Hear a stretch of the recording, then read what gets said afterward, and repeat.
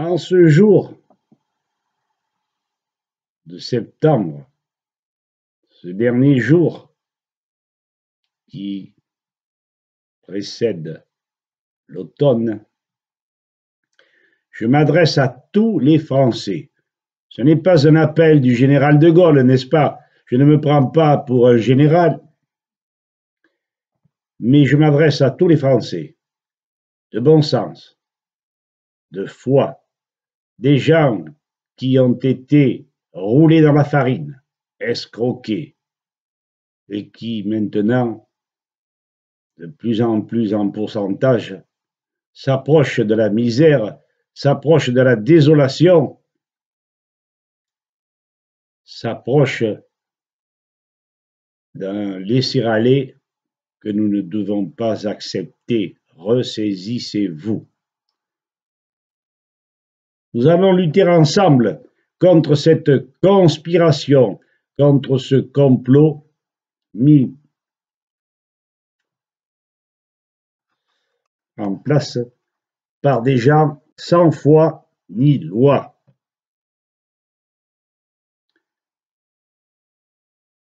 La constatation avant le poème est la suivante. Des députés parjurent, un gouvernement aux ordres, un président de la République chef d'orchestre félon.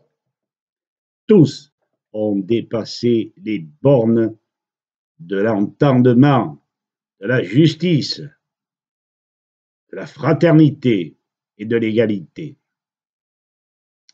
Ils transforment la Constitution en une charte, privilégiant leur caste.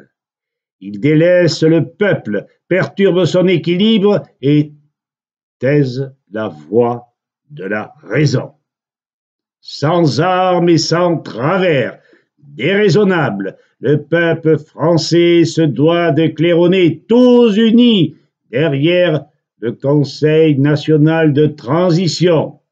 Simple citoyen, sans vouloir le pouvoir, ne faisant qu'entraîner le peuple dans une rébellion pacifique, se doit de claironner aux 4 vents sa volonté suprême, obtenir à tout prix le contrôle des lois.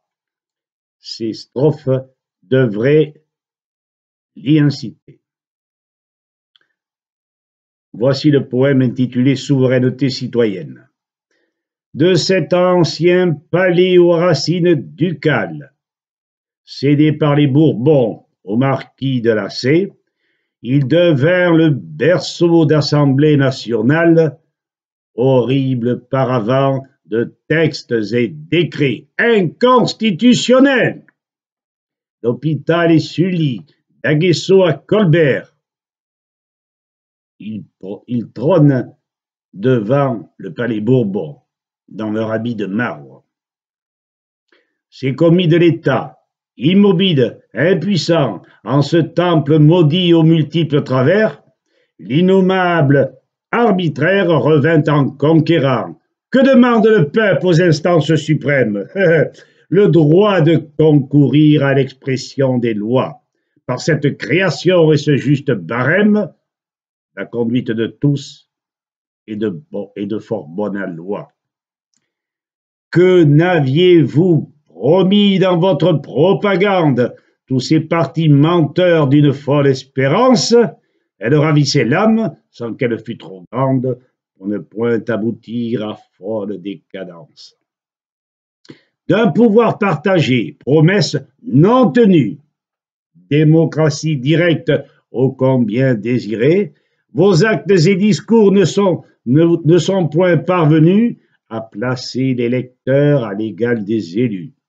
Malgré nos pétitions et toute remontrance, satires et pamphlets se mêlant à l'action, auraient dû vous pousser à l'humble repentance, provoquant de ce fait la juste rédemption.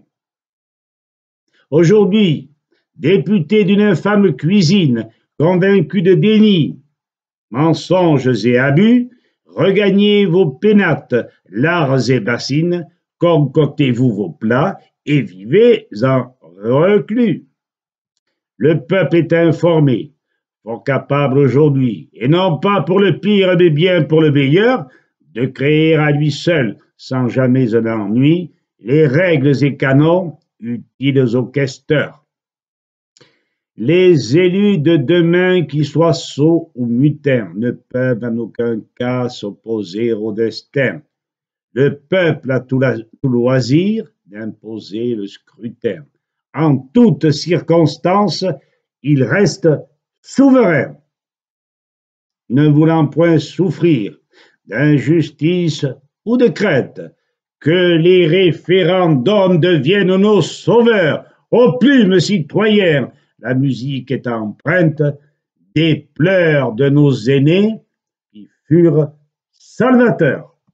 Voilà, je vous ai dit envers ce que vous devez ressentir et ce que vous devez faire pour agir contre ces tyrans.